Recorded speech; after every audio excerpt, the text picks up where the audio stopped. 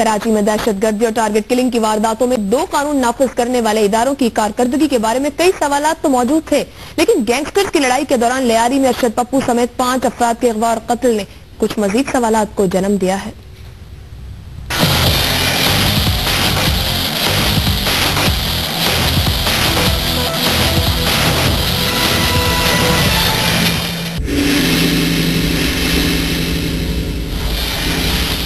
कराची के इलाके लियारी में जारी गैंग वॉर ने अब इंतहाई खतरनाक रुख इख्तियार कर लिया है। 2 ग्रोहों की लड़ाई में शहरी तो पिस ही रहे हैं, अब इलाके में इजारादारी की हविस ने नया खूनी खेल शुरू कर दिया। 2 रोज पहले गैंग वॉर के सरगना अरशद पप्पू को उसके भाई अरफात के साथ डिफेंस से अगवा करके कई किलोमीटर दूर लियारी लाया गया और जहां उनको न सिर्फ सरेआम गोलियां मारकर हलाक कर दिया गया, बल्कि बाद में एक गिरोह के सरगना बाबा लाडला और इसके कारिंदों ने मरने वालों के टुकड़े करके उन्हें जलाकर गटर में बहा दिया।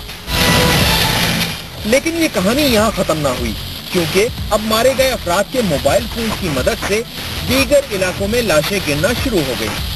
वो मोबाइल फोन जो अब बाबा लाडला ग्रुप के हाथ में है। एड्रेस बुक में से नाम निकाला और पहला शिकार डिफेंस की जमहूरिया कॉलोनी में सब इंस्पेक्टर जाकिर हुसैन को घर के बाहर कत्ल कर दिया गया। जराये के मुताबिक जाकिर हुसैन अरशद पप्पू के साथी शेरा का गहरा दोस्त था। डिफेंस में जिस डांस पार्टी से गैंग वॉर के इन अफराद को अगवा किया गया, वो इसी पुलिस एहलकार ने अरेंज की थी। लियारी में भी फोन बुक में मौजूद 2 नामों को मिटा दिया गया और कितने लोग निशाने पर हैं कुछ पता नहीं।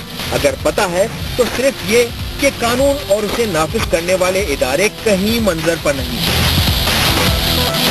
तकरीबन 2 हफ्ते कबल गैंग वॉर में मुलव्विस राशिद रेखा का कत्ल भी कुछ इसी तरह किया गया, जिसे गोली मारकर गली में फेंका गया और जिसकी इत्तला मुताल्लिका हुकाम को दी गई कि जाओ और इनकाउंटर दिखाकर क्रेडिट ले लो। कुछ दिन बाद इसी तरह की 2 तशद्दुद लाशें मिली, जिन्हें रेंजर्स के फील्ड इंटेलिजेंस यूनिट के एहलकारों के तौर पर शनाख्त किया गया।